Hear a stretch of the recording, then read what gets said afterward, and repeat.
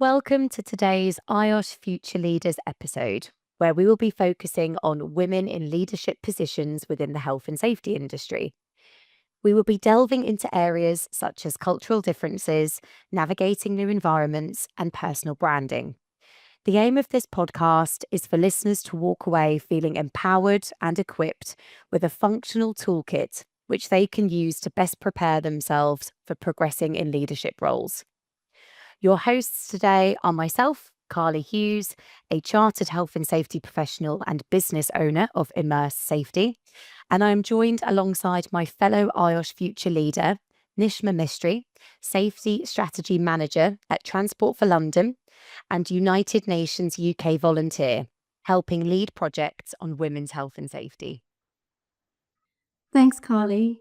So today we'll be joined by a special guest speaker, Ria Sooknarine, Sustainability Manager at United Independent Petroleum Marketing Company Limited and Global Chief Consultant at Value. Ria is also a former IOSH Council member, is currently at IOSH Hazardous Industries Group as the Communication Coordinator. Thank you for joining us today, Ria. Could you start by telling our listeners today a little bit about yourself and your job role, please? Thank you so much for having me. I've had the privilege of working in health and safety for over a decade, leading transformative projects that drive both compliance and meaningful change. In addition to my role at Unipet, I have been actively involved with IOSH as a volunteer, contributing to advancing the profession globally. As someone who has navigated the field as both a professional and a woman in leadership, I am passionate about sharing insights, breaking down barriers, and empowering the next generation of leaders in health and safety.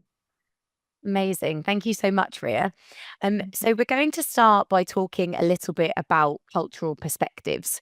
So it'd be great to hear from your experience. How do you think culture influences the ability to gain a leadership role in health and safety for women? That's such an important question, Carly. And it's one that I have experienced personally as a health and safety professional here in Trinidad. Culture plays a significant role in shaping career opportunities for women, especially in traditionally male dominated fields like health and safety. Here in the Caribbean, we have a strong sense of community and shared values, but we also have deeply ingrained traditional gender norms. So there's often an unspoken expectation that leadership roles, particularly in technical or operational areas, are better suited to men. When I started out in this profession, I found myself stepping into job sites or into boardrooms where I was the only female. And there was sometimes an initial hesitation to accept my expertise. It sounds like it's a really daunting situation based on your experience, Ria, when you're going into those environments that are so usually male dominated. You almost need to sort of really bolster up the confidence to be in that kind of environment.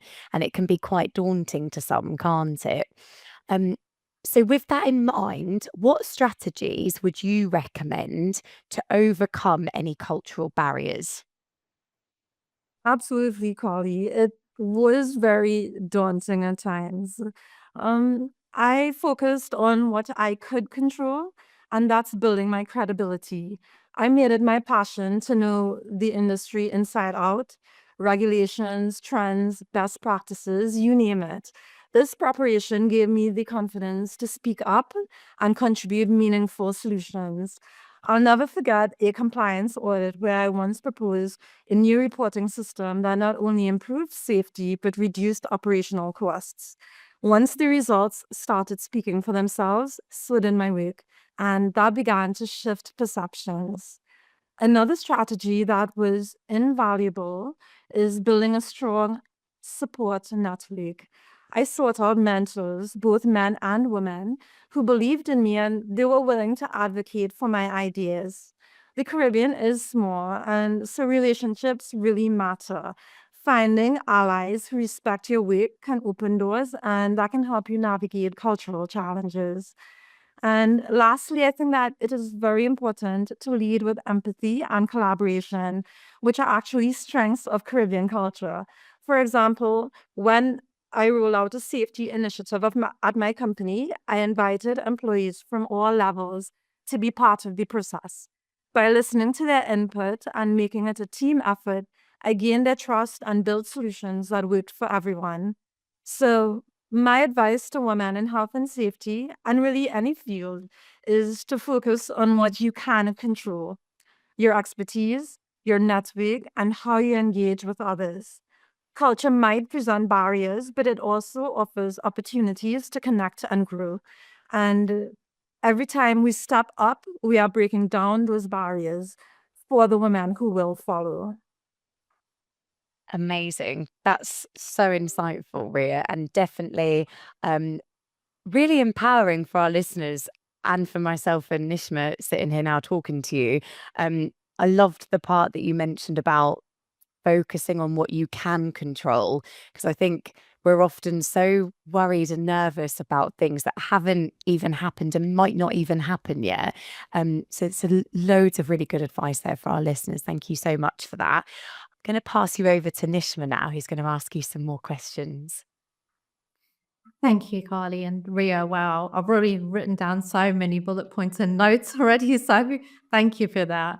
So we're moving on to navigating new environments, which can be also very daunting for especially women in health and safety leadership. Ria, what our listeners would love to know from you and your expertise is, what advice would you give for successfully navigating a new work environment, especially when you're participating in senior management meetings, which we all know can be very male dominated, to really ensure that you make a positive and lasting impact? I think that navigating a new work environment can feel like stepping into a stage where the script isn't quite always clear, especially in senior management meetings where the dynamics might be male dominated.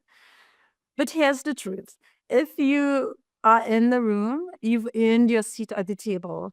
The key is making sure that your presence is felt and that your contributions leave a lasting impression. For me, it always starts with preparation. I cannot stress enough how important it is to know your material inside out, whether it's understanding the agenda, anticipating questions, or aligning your ideas with the organization's strategic goals. Preparation is what gives you the confidence to speak with authority. I remember walking into my first high stakes management meeting and feeling a bit out of place, but I had done my homework, and when it came time to present my safety proposal, I was able to back it up with data tied to business objectives, and I delivered it clearly. The result was that my ideas were not only heard, but respected. So I think that once you're in the room, finding your voice is essential. Don't let the dynamics silence you. Speak up when you have something valuable to contribute, and don't shy away from challenging ideas if you believe that there is a better solution. In one meeting, I questioned a decision on a safety protocol because it didn't align with best practice. And by offering an alternative backed by evidence, I gained the team's respect and influenced a better outcome. So your presence also speaks volumes. Strong body language, like sitting confidently, maintaining eye contact, and projecting calm assurance, can also make a significant impact. Even when you feel nervous, acting confident sometimes helps shift the perception of others in the room. And finally, relationships are your superpower. Take the time to understand the people in the room, their priorities, and their concerns.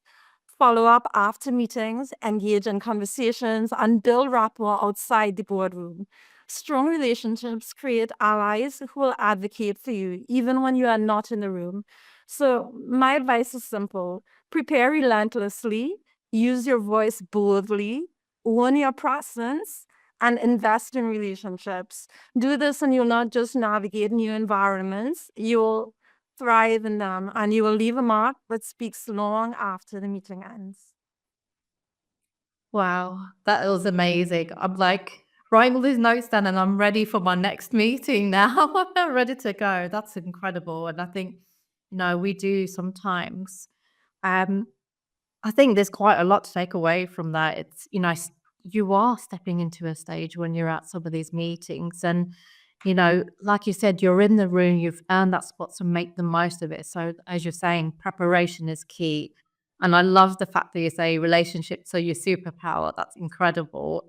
And yeah, and it's definitely making sure that you don't shy away from those challenging conversations as well, if you feel something's not right. So, wow, yeah, there's lots there.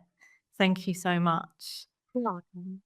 So, moving on to one of the areas which we think is really sort of important when you're in the health and safety career, especially as women trying to get into our leadership roles. And we talk about personal branding. So, Ria, it would be really great to hear from you. What strategies would you recommend for building a strong and lasting personal brand in the health and safety industry? I think that personal branding is absolutely critical in health and safety because, at its core, our field is built on trust and credibility and the ability to influence others. So, your personal brand is not just about who you are today, it's about the impact that you will leave behind and how others perceive your value over time. I think that building a strong brand is one of the most powerful tools for advancing your career and driving long term success as a leader. First, focus on establishing your expertise. The health and safety industry is data driven and technical, so demonstrating your mastery of the subject is non negotiable. This goes beyond earning certifications. It's more about consistently applying that knowledge to solve real world problems. I remember leading a project to revamp a hazard reporting system that reduced incidents by 40%. That success was not just about achieving a result, it was also about showing my ability to deliver solutions that create that measurable impact. Credibility is the foundation of your brand, and results speak louder than words. Second, it's important that your personal brand extends beyond your organization, and that's where sharing knowledge becomes key. Engage with the wider industry by writing articles, sharing insights, and participating in events. I have made it a priority to use platforms like LinkedIn and my work with IOSH to contribute to global conversations on safety and sustainability. One LinkedIn post about improving safety culture led to connections with professionals from all over the world. So by sharing your experiences, you position yourself as a thought leader and someone others trust to provide guidance. Thirdly, I think it's important to align your brand with your core values. And for me, that is sustainability. It's not just something I work on, it is part of who I am. And by integrating sustainability into health and safety initiatives, I have been able to create programs at Uniped that improve safety while reducing our environmental impact. So when your work reflects your values, it resonates deeply with others, making your brand authentic and memorable. And finally, never underestimate the power of relationships. Your personal brand is magnified by the people who support and advocate for you. Build meaningful connections with mentors, peers, and even those you mentor. Those relationships not only amplify your reach, but reinforce your credibility as a leader.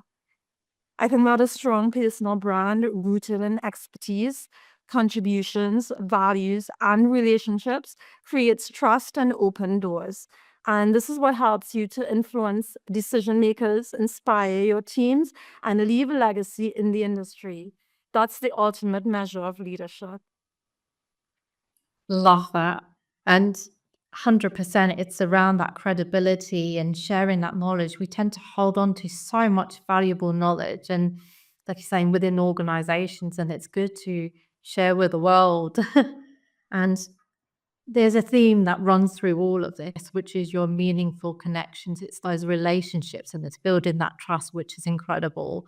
and, making sure you have your allies, you do have your mentors, etc. So, yeah, there's a lot in there for us to take away. Thank you. I'm now going to hand over back to Carly, who's going to ask you a little bit more. Amazing. Thank you, Nish, and thank you, Ria. So we're going to move on to our toolkit development question now. So we've asked our previous speakers this, and so we're going to ask you the same question.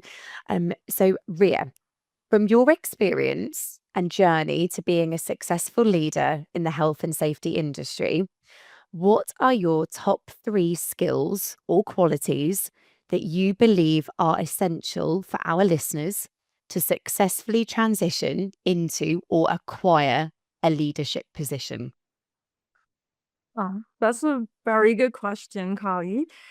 I think that leadership in health and safety is about having the courage to step forward, the vision to inspire change, and the commitment to protect and empower others. When I think about my journey, moving into leadership was not just about earning a position, it was more about earning trust, demonstrating value, and making an impact. If there's one thing that I have learned, is that effective leadership is not accidental, it is intentional. And the 3 qualities I believe that are essential for transitioning into or excelling in leadership are resilience, strategic thinking, and empathy. So let's start with resilience. The path to leadership isn't always smooth, especially in a field where change can sometimes be met with resistance. I clearly remember introducing a new safety initiative early in my career. The pushback was intense, not because it was not needed, but because it disrupted the status quo. So, staying calm, adapting my approach, and continuing to advocate for the program eventually turned skeptics into supporters. So, resilience is about weathering the challenges and showing your team that setbacks are a part of progress and inspiring them to stay on course. As for strategic thinking, to lead effectively, I think you need to look beyond day to day operations and connect health and safety initiatives to the broader goals of the organization. I remember when I spearheaded the implementation of a hazard reporting system that not only improved compliance, but also enhanced efficiency and reduced costs. By positioning safety as a business enabler, I gained buy-in from senior management and demonstrated the value of aligning safety with organizational success. Strategic thinking helps you bridge the gap between technical expertise and leadership influence. And finally, empathy. At its heart, health and safety is about people. Understanding the perspectives, challenges, and needs of employees and stakeholders is critical to creating impactful solutions. One of the most rewarding experiences of my career was leading a mental health awareness campaign, and listening to employees' stories and concerns helped shape a program that truly resonated and made a difference. Empathy creates connection, and connection fosters collaboration and trust. So, then, my advice to aspiring leaders in safety and health is this: cultivate resilience to navigate challenges, practice strategic thinking to align your vision with organizational goals, and lead with empathy to build trust and inspire those around you. These 3 qualities will help you step into leadership, and they'll help you thrive and create a lasting impact. Amazing. Thank you so much, Ria. I've written down so much, but resilience, strategic thinking, and empathy.